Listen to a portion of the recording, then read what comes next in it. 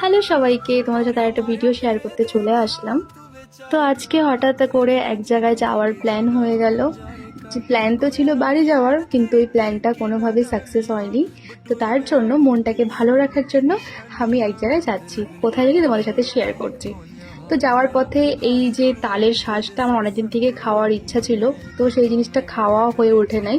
তো আমি আজকে তাই ফার্স্ট টাইম আমি ট্রাই করলাম যে জিনিসটা কিরকম খেতে।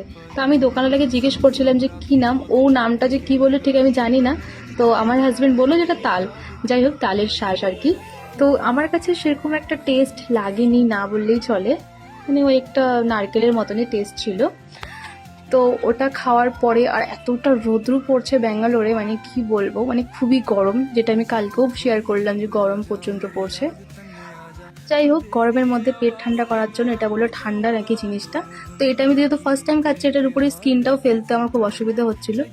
তো আমাকে না, আমার ফেস রিয়াকশন দেখলে বুঝতে পারবে আমার খুব একটা যে ভালো লাগছে সেটা কিন্তু না। আমাদের মতো মানে আমরা তো ওই ঝাল চটপটিয়া খাওয়ার লোক, তো আমাদের ভালো লাগে না।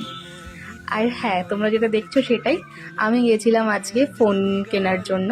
মানে নেবো নেবো বলে নেওয়া হচ্ছিল না। তো মানে একটা হয় না যে সঠিক একটা টাইম থাকে যে কোনো জিনিস নেওয়ার জন্য, তো আজকে হয়তো এটা আমার সঠিক টাইম ছিল।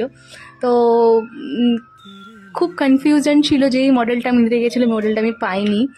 আর আমাকে ওই ওই যেটা প্রো ম্যাক্স যেটা আছে ওটা আমাকে খুব একটা ভালো লাগে না। তো অনেকক্ষণ ভাবা চিন্তা করার পরে আমি এই ফোনটাকে ফাইনাল করলাম।